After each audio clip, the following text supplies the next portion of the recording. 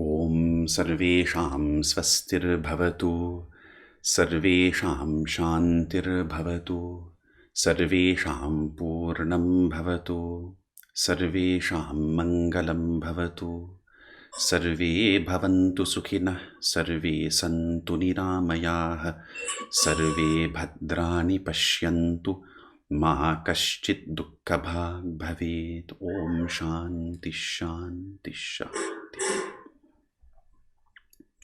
So the children learned the first two meanings of the three Shantis. The innermost meaning of Shanti is all the obstacles to self-realization or to enlightenment. And so the first Shanti is about outer obstacles, like physical obstacles or obstacles in our life. The second Shanti is inner obstacles, such as strong emotions, wanting, not wanting. And the third one is the innermost obstacles, those which block us from achieving self-realization or enlightenment. Welcome back to our Sanskrit class. We will repeat some of the sandhis, but before that, let us discuss the meaning of the letter Rr. Rr. It is like the short R we had last time, but you add another R below it. I hope you can see this.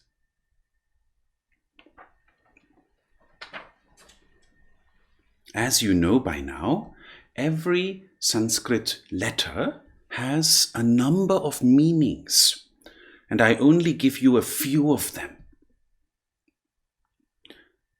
One meaning of Rr is Padmamala, a garland of lotuses. Very beautiful. I have never seen a garland made of lotuses.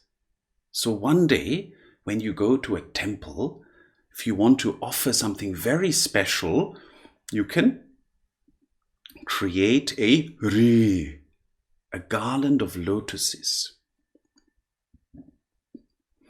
Another meaning of the letter Rr is Komala. Komala means very tender, very gentle and tender.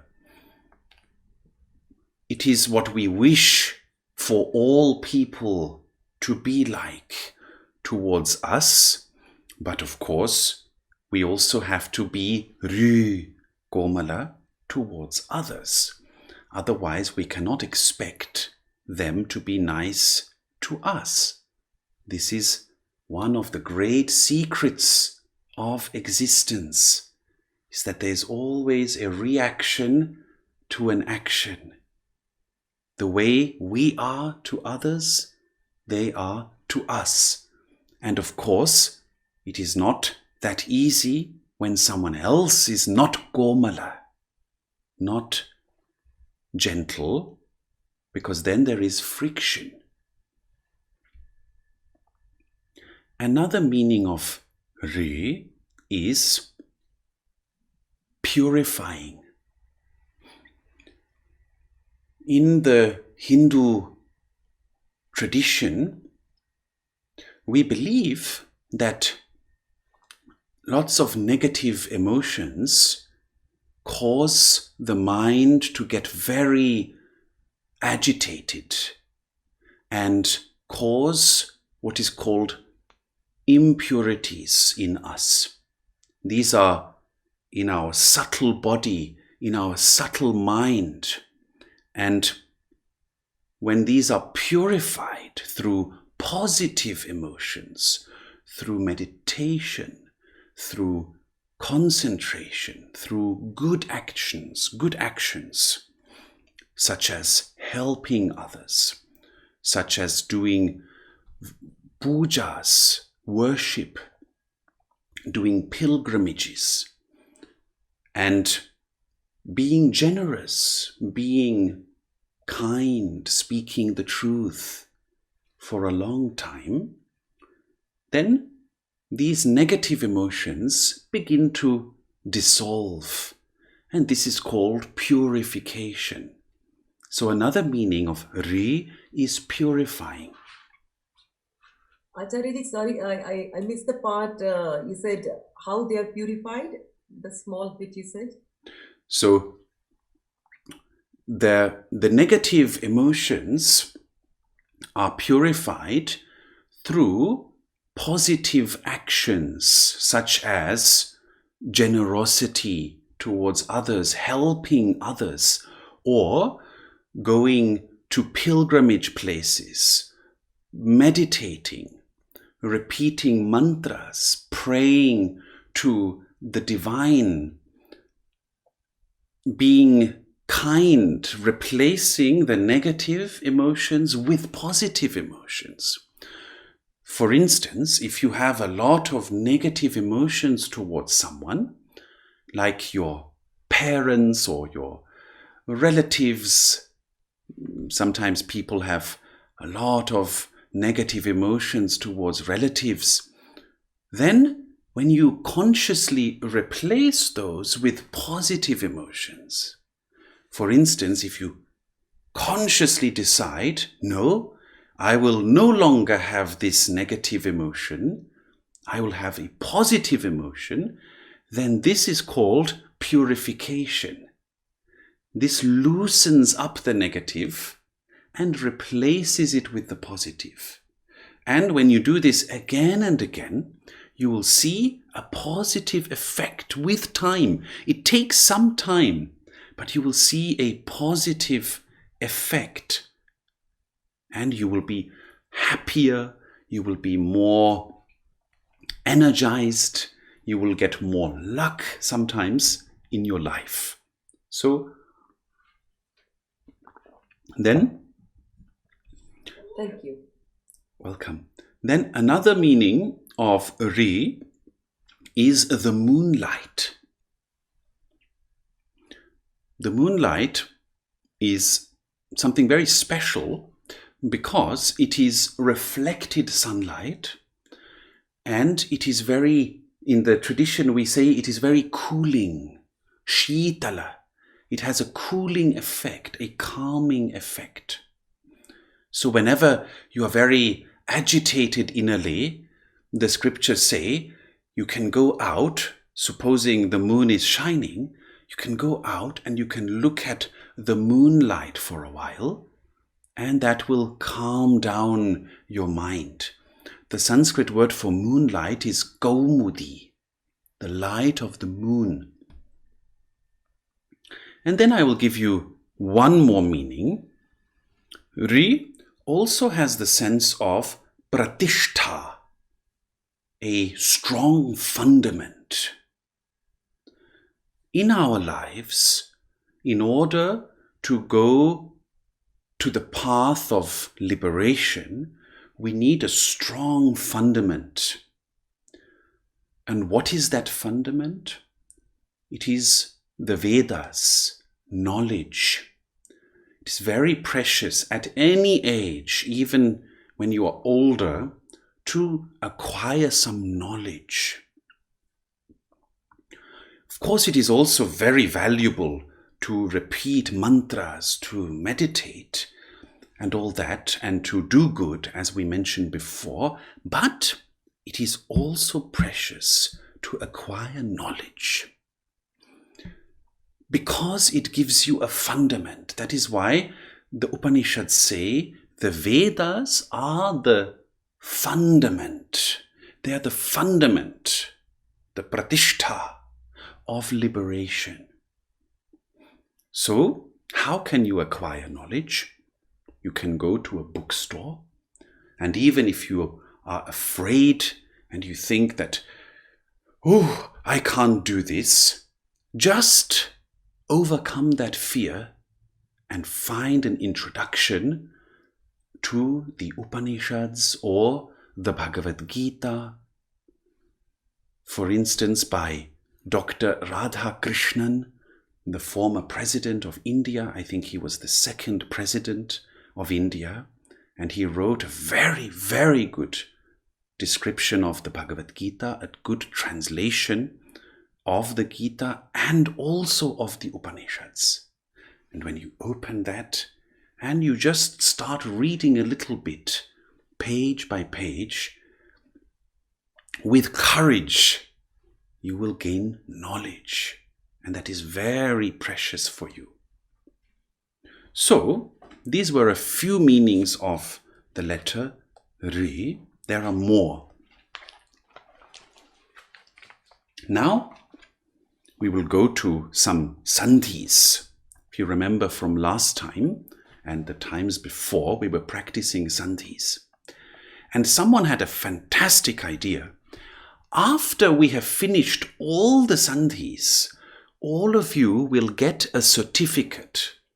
We will do a little, kind of like an exam. Don't be afraid of that. And then you will get a certificate that you have covered the sandhis in Sanskrit. Because that is the first level in Sanskrit education, is the sandhis. All right? So you will get a certificate that hereby we confirm that Mahendra Bhai Bankhania has acquired the knowledge of sandhis in Sanskrit, the level 1. All right? So it means you will get something for attending here. Now, if you remember, we already spoke about when a word ending in I is followed by a word beginning with I. It's very simple. Hari and Indra. Harindra. Or Guru, followed by a word beginning with U or U. Guru, Urdhvam, Gururdhvam. Then a little more difficult, we had covered words ending in A, beginning in I or I, such as Rama, Ishvara, Rameshvara.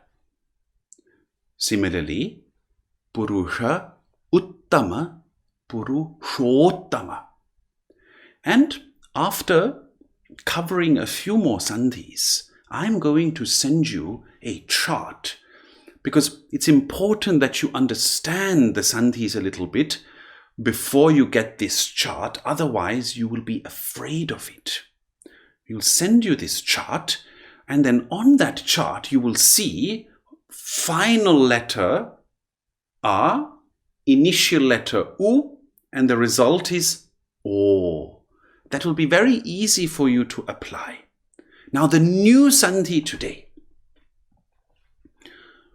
What happens when a word ends in an A, like Maha, and the next word begins with Ri, the letter Ri, or Ri. Rishi, for instance. Maha Rishi. Maharshi. The result is that the A and the Ri, they become Ar. You have to remember, they become Ar. Maharshi. Similarly, Raja and Rishi become Rajarshi. Not Rajarshi, just Rajarshi. So the A and the Ri are replaced by Ar, a short A and half R. Ar. You will see that in the chart when you get it. But remember, Maha Rishi, Maharshi, Raja Rishi, Rajarshi.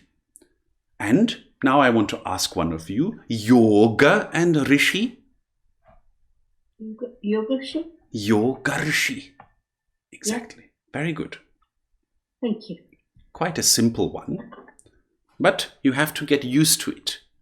And sometimes when you see it in a sentence, because it's not so common. You see, A and E is very common. A and U, so common.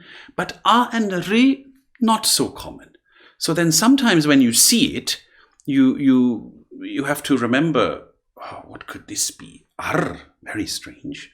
What could this be? Then you look it up in your chart and remember, oh, yes, this is a less common sandhi. Wonderful. So now, I hope that all of you have taken some time to look at the word lists I sent you, because we need to start practicing the cases with actual words. Last time I had run through all the 7 cases. And don't worry, we'll do that again and again. And we need to start practicing with them. We have also sent you a verb list. Gacchati, to go. Gacchami, I am going. Gacchasi, you are going. Similarly, vadati, he or she speaks. Vadasi, you are speaking. Vadami, I am speaking.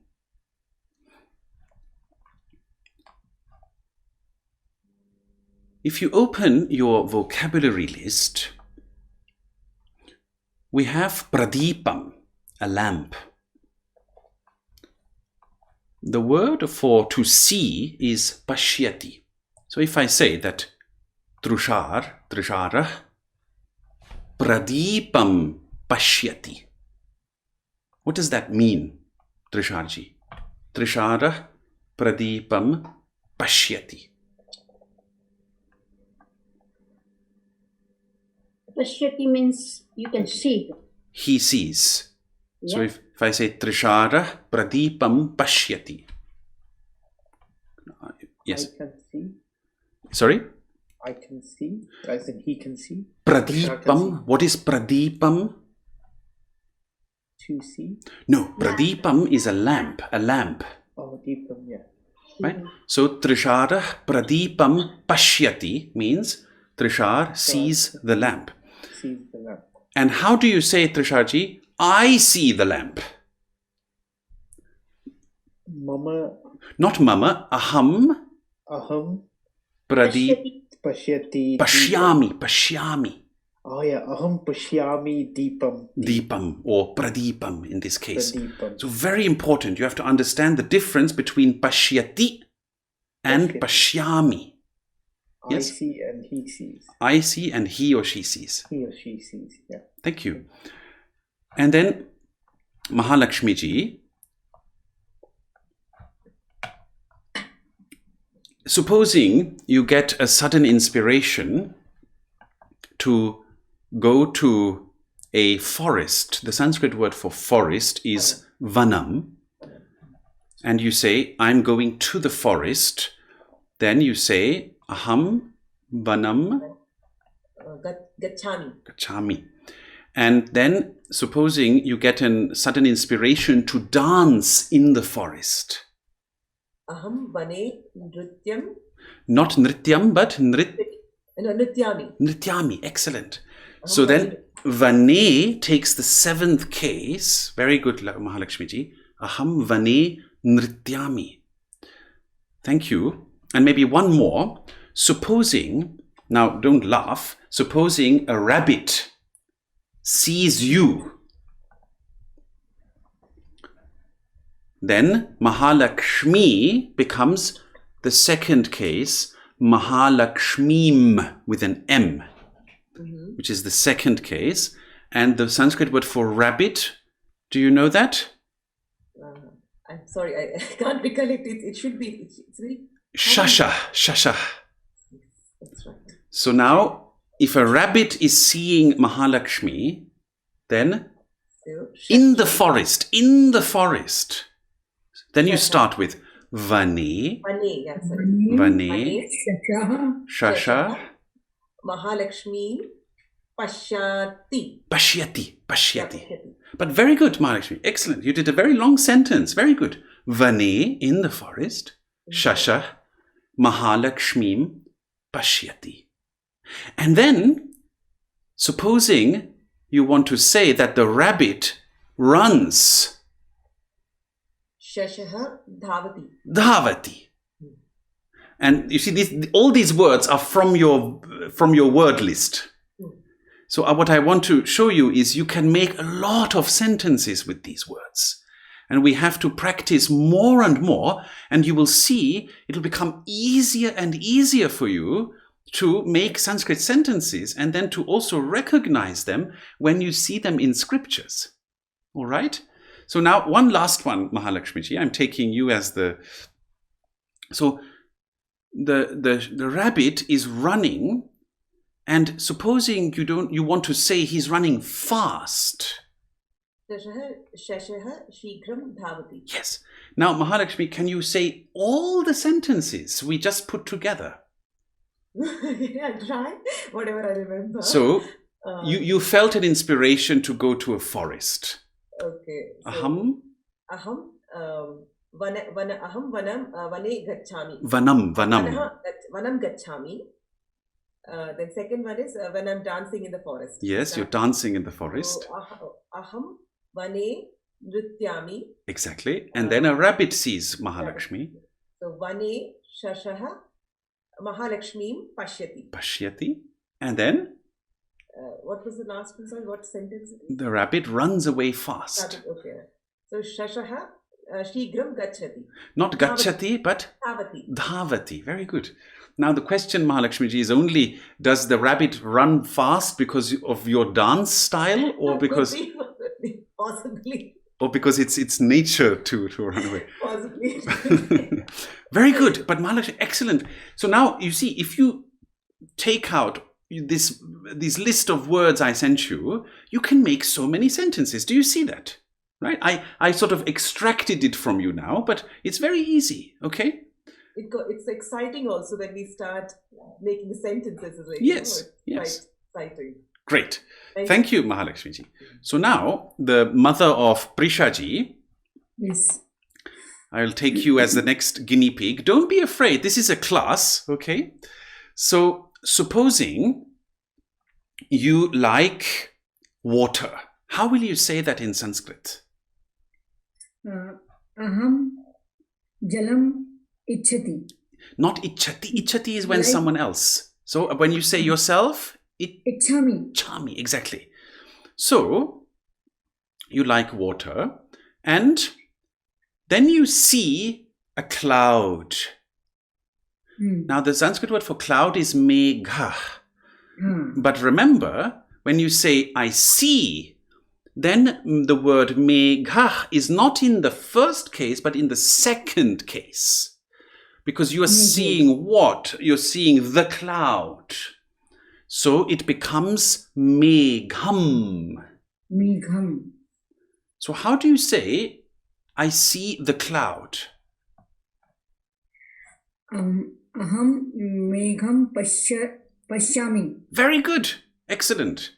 And now, in the cloud, you see a rainbow. The Sanskrit word, it's all in these lists I sent you. One of the word for rainbow is Indrayudham. It means the weapon of Indra, the bow of Indra. Aham meghe indrayudham pashyami. Excellent. Great. Wonderful. You're not finished yet. I'm only praising you so that you continue. Wonderful. And then, in the rainbow, a bird is flying. The verb for flying is patati. Patati. So, then in the rainbow, Pakshi. Pakshi, Indrayudham. not Indrayudham. Now you have to put it in the seventh case, the Indrayu. Dhe. Yes. Indrayudhe. Patati. Patati. Excellent. Wonderful. So, can you now repeat all the sentences you made? Yes, I'll try, sir. So you said that you like water. Yes, I like water. Aham jalam ichhati. Ichchami. Ichhami. Yes. Aham jalam ichhami. Meghe No, megham. jalam First megham pashyami. megham pashyami. Yes. Megham pashyami. And then in the cloud, you see a rainbow. Megham Meghe, meghe, meghe, in the cloud. Meghe Meghe Indrayudham Pashyami. Very good. And then And in the rainbow, in the rainbow there is a a bird. bird is flying. A bird is flying. Indrayudham Pakshi Indrayudhe, Indrayudhe. pakshi, and then is flying. Indrayudhe Pakshi Patati. Excellent. Great. All of you are making whole Sanskrit sentences. This is wonderful. Right? So now we can transport you. We can transport you all back in time. And when you meet Lord Krishna many thousand years ago, you can say some sentences and he will think that these people are not so, they don't seem to be from my time, but he will be very happy. So that's very good. Thank you. Tell him about you. Yes. I will come as a translator. I will join you as a translator. So thank you very much. Wonderful. So then, who else do we have? Devika, would you like to try? I'll make it easy for you. So yesterday, Amma loves snakes. So we went to this snake zoo, and there was a snake. I had to hold the snake. I was quite scared, and it was one of these snakes which, they try to squeeze you. So it was quite scary. But now, supposing, Devika ji, you want to say a snake. One of the words for snake is naga, or sarpa is another one, but you can say naga in this case. And Devika, if you just want to say a naga is moving, gacchati means to move, in the forest. Vane nagah gacchati. Gacchati, very simple, exactly. Vane nagah gacchati. And now, if you want to say, the naga sees a tree. Naga riksham pashyati. Pashyati, exactly. So easy, isn't it? And then, on the tree, now I'm not sure that word is already here. The word for fruit, I'm not sure, because we have to lengthen the list with time. Phalam. Phalam is the word for fruit. So now, Devika ji, if you want to say that there is a fruit on the tree. Rikshe.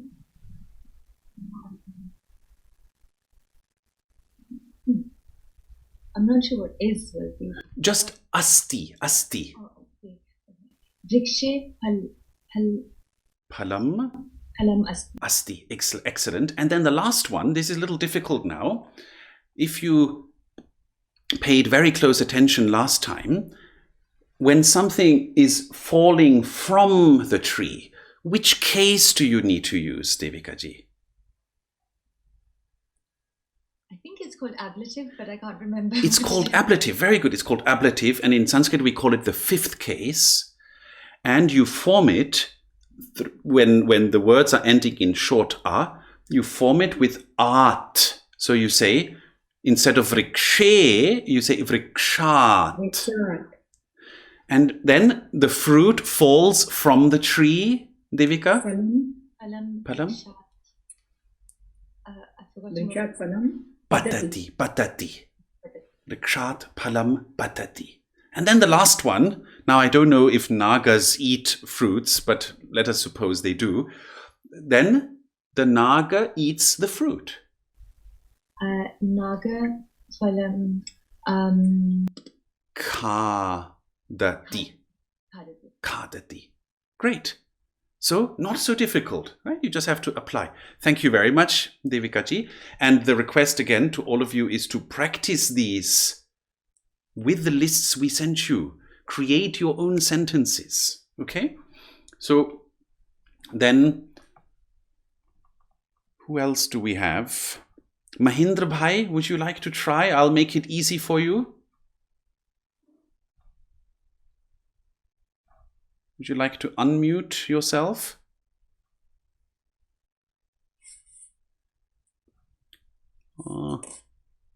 Doesn't seem to be there. That's okay. Acharya ji, Yes. May I try? Yes, please, please. So, then we have, what's your name, madam? Hima. Hima. Yeah. Oh, is this Hima? Yeah. Oh, I'm so Hima. sorry. But no, that's not our Hima, right? You're a different. No. Okay. Well, you're also our Hima, but not the other Hima. So yes. So all right, Himaji, do you know the meaning of your name? Yeah, it's snow, Snow. Yes. and it also means the goddess Parvati, the Himakumari. She's the daughter of Hima. She is the daughter of Hima, the daughter of the Himavan. You know, the mountain, Himalaya. So all right, excellent. So now, do you know the Sanskrit word for mirror? It is all in the lists we sent you. Darpanam. Darpanam. And the word for face. Mukham. How do you say, I see the face in the mirror?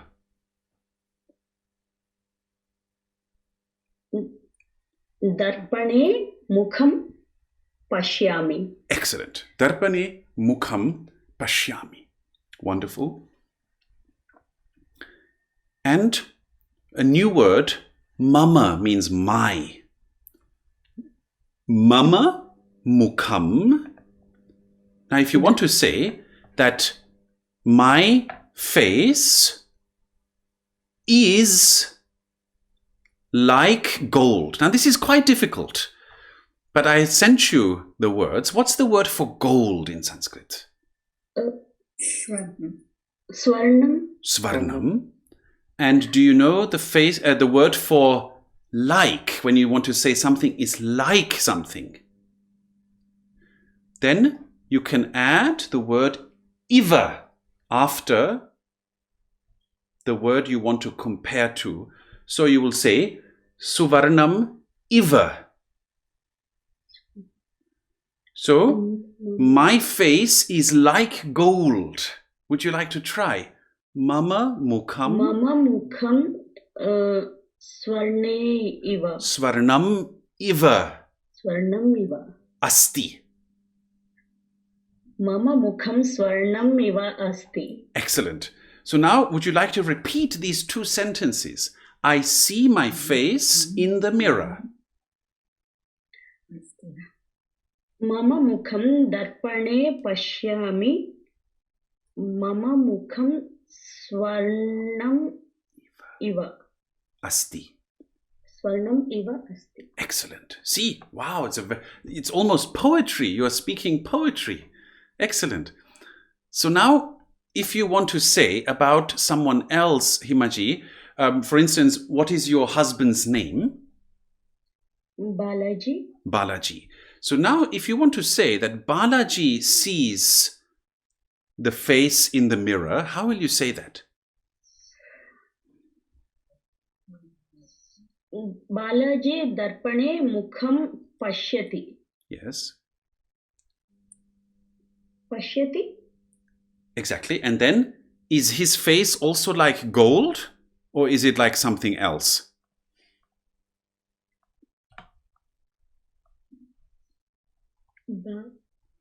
So you can say, Balaji mukham swarnam Iva. iva asti. Great. See, wonderful. Thank you so much. And then Satyaji, would you like to try? Thank you. Yeah, yes, Thank you. Acharya. Okay. So now, do you like to play with, do you like to play football or cricket? Yeah. Do you know the Sanskrit word for ball? Bow. It is there in our list, but I'll tell you, golam. Golam is a ball. Yeah, ball, yeah. Right? Golam. If you want to say, I play with a ball, Satyaji, I don't know if you were there last time, which case do you need to use?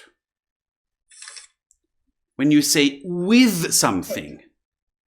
Third, The third case, excellent. And how do you make that? So it is golam, and then in the third case it becomes? what with what? Yes, but what's the Sanskrit form then? Golena. Golena. Golena. So how do you say I play with the ball? Aham golena kridati. Not kridati, but Kridami. kridami. Right? Aham golena kridami. And Satyaji, of course, this doesn't make a lot of sense, but supposing you play with a crystal ball. Crystal. What's the Sanskrit word for crystal? Spatik. Spatika.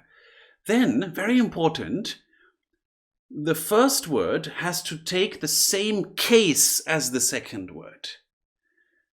So crystal also has to be in the third case. So how will you say aham? Aham spatikena golena. Kridami, exactly. So Satyaji is playing with a crystal ball. And then how will you say the crystal ball falls from my hand? Is not difficult. The Sanskrit word for hand is hasta. To fall from the hand is then which case, Satyaji? When it falls, which case is it? Number 5, the ablative, fall from the hand. So then you say hastat. So spatikam golam, hastat, and then the patati. Exactly. Great. So can you repeat the sentences you made? I am playing with a crystal ball. Aham spatikena golena kridami. Yes? And spatikena golena. Spatikam golam. Spatikam golam hastat patati. Great. Excellent. Wonderful. So then we don't want to know what happens afterwards, but that's excellent. Very good. So thank you, Satyaji. Good. So in this way, my dears, I hope you can see how easy it is to make very useful, complex Sanskrit sentences. So I will finish the class, and then you can ask questions if you have any. I'll finish the class by beginning to talk about the Shanti mantra, Om Sarvesham Svastir Bhavatu.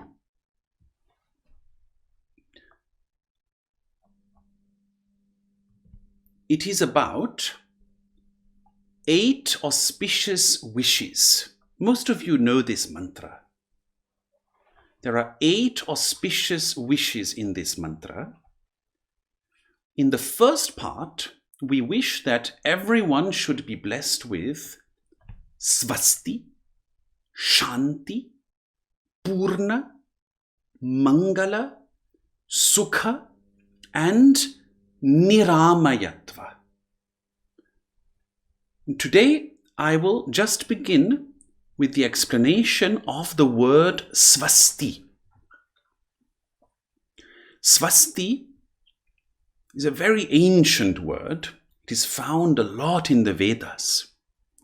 And it is formed from the prefix su with the word asti. And asti you already know. Asti means it is. And su means good. Everything that is positive. And then there is a sandhi.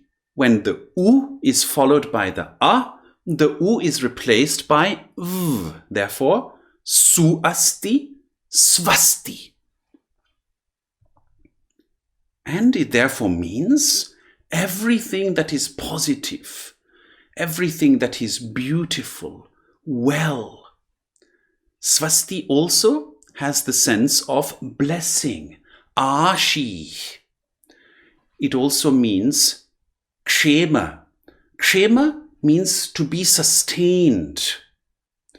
Like when we have everything we want, when we have acquired everything, but then we also want that to stay. That is called kshema, when we want everything to be sustained.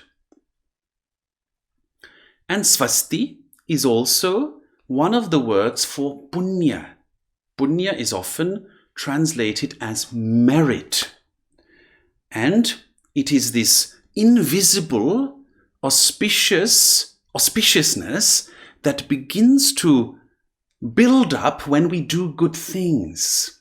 As I mentioned in the beginning of our session, it is the opposite of papa or pataka, which means that which causes us to fall into lower forms of experience, lower forms of existence even. So punya is that which makes us go up, makes us be full of joy, makes us be full of blessings. And papa or pataka is that which causes us to fall down. And svasti is a synonym of punya as well. Sarvesham svastir bhavatu. Sarvesham is the plural of the genitive, the sixth case of sarva. Sarva means everyone, and sarvesham therefore means of everyone. Svastir bhavatu. Bhavatu, like bhavati, but ending in tu, means may it be. May it be svasti for everybody, or of everyone. May there be svasti of everyone. And thus we can translate it as, may there be true well-being for everyone in the form of blessings, sustenance, merit, auspiciousness.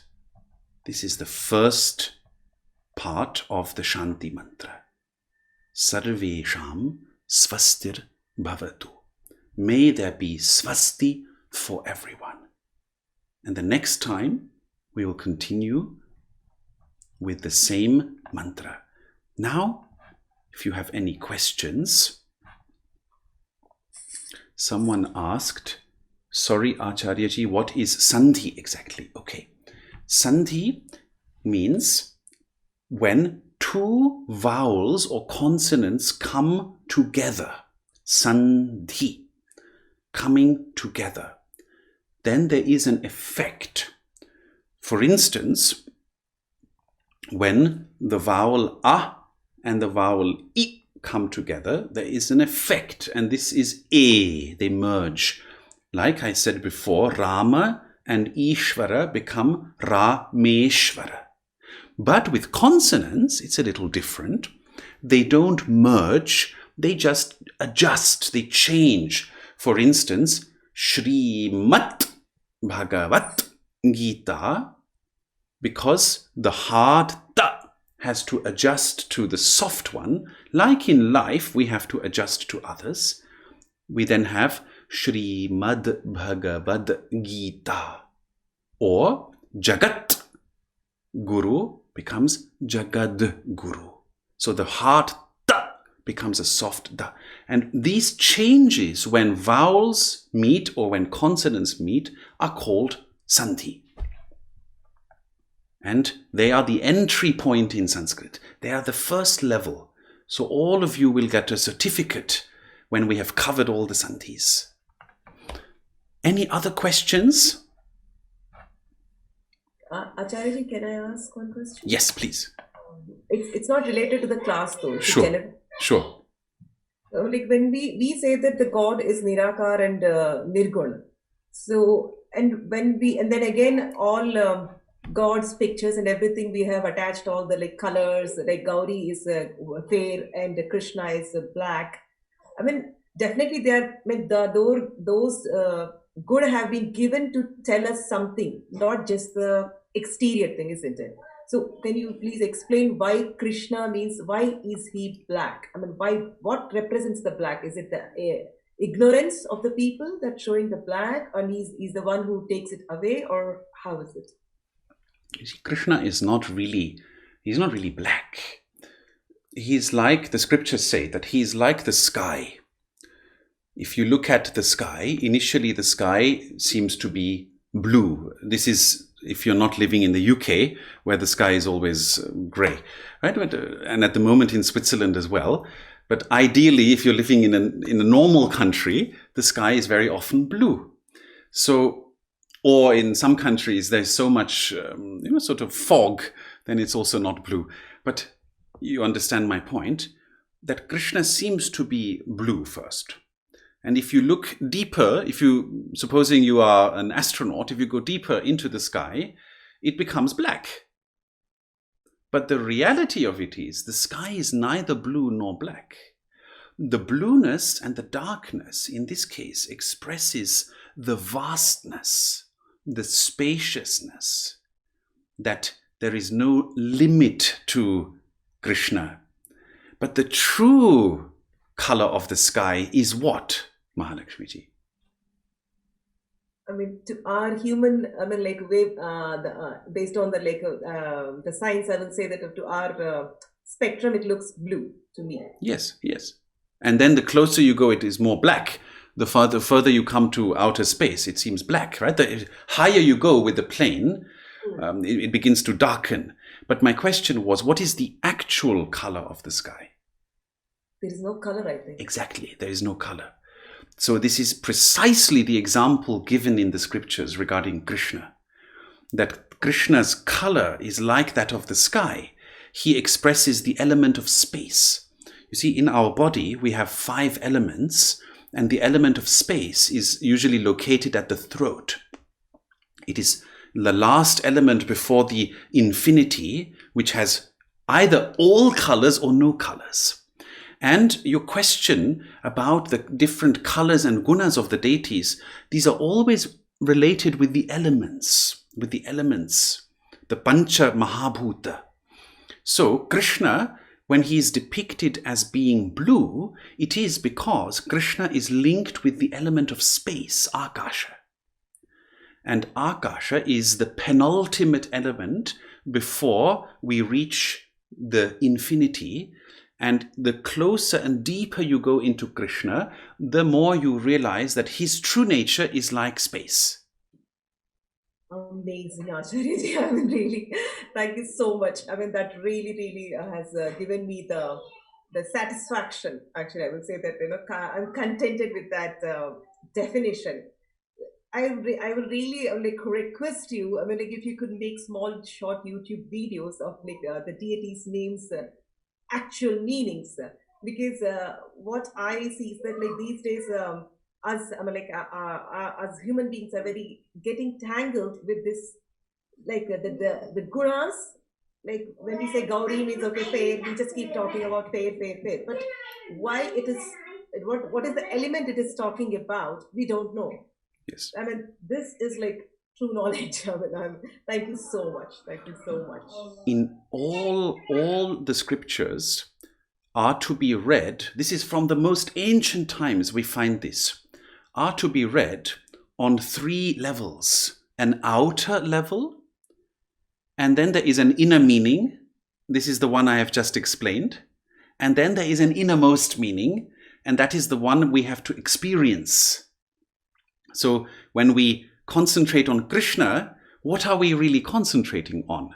And we begin with the outer form, the outer guna, but that takes us to the inner meaning.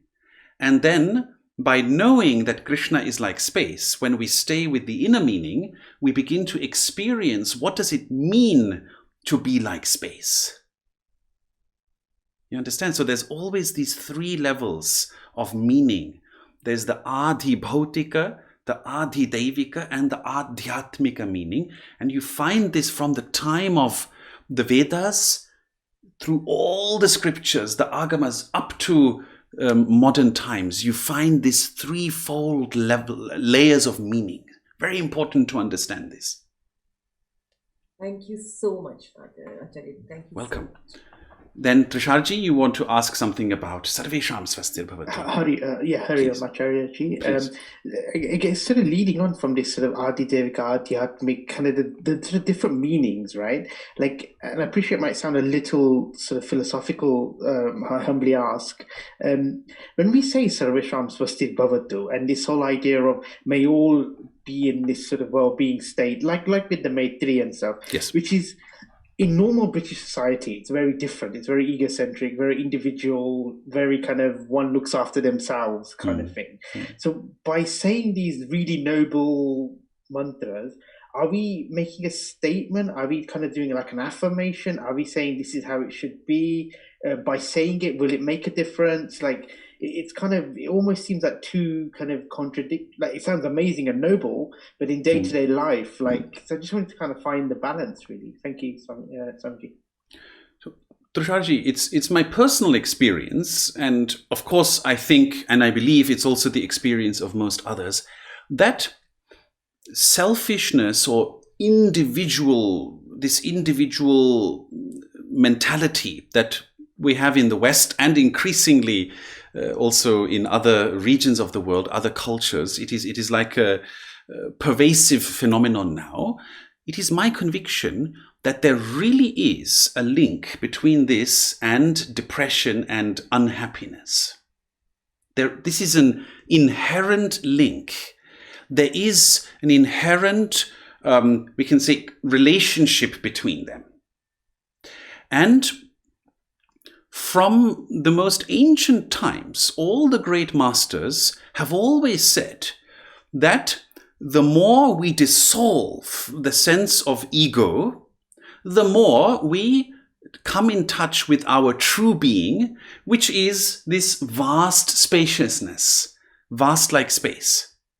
So a mantra like this, Sarvesham Svastir Bhavatu, is, as you said, a way to ennoble our thoughts.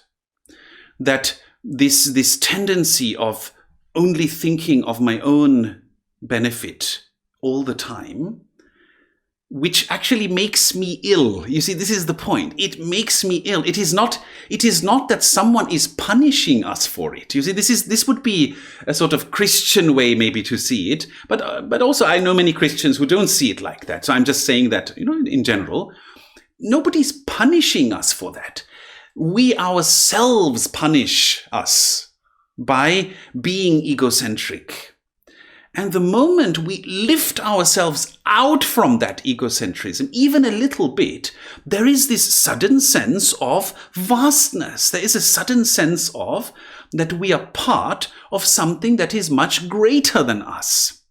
And because this is the truth, it is not just an idea. Because it is the truth, there is automatically a sense of inner feeling uplifted. There is a sense of blessing almost when we connect with that which is infinitely greater than ourselves. Isn't it?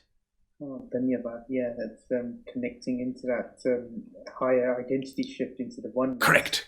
And dissolving our individual kind of problems or... Correct. And again, I can only say it is my own experience that when there are problems, you see, first of all, the problems are very often on a mental level. And when we realize that this mental level is not so absolutely true as we are thinking it is sort of a thought process going on, but this is not the absolute truth. It is not the absolute truth that the world is gloomy just because I am gloomy right now. You see, these are my thoughts about the world, but it is not the absolute truth. So, when we then say, Sarvesham Svastir Bhavatu, and we raise ourselves from this egocentric thought process to something that is much more vast, we automatically taste for a little while this connectedness. You know, instead of saying oneness, we can say connectedness. Does that help you a little bit? 100%. Thank you, Acharya Vidyabhaskar. It's amazing. Thank you. Yeah. And then someone asked, can you please tell the 8 wishes of the Shanti Mantra again? Yes, I will just repeat the 8 wishes, but we will explain them in detail. So the first one is Svasti, well-being. The second is Shanti, peace. But as I already indicated, it has many meanings. But one of them is peace. Then Purna. Purna means perfection or fulfillment. Mangala means auspiciousness. Sukha means joy, but has many other meanings which you will explore. And then Niramaya means freedom from illnesses. Bhadrani means auspicious signs, auspicious omens, auspicious experiences also. Those kind of experiences which advance happiness and liberation.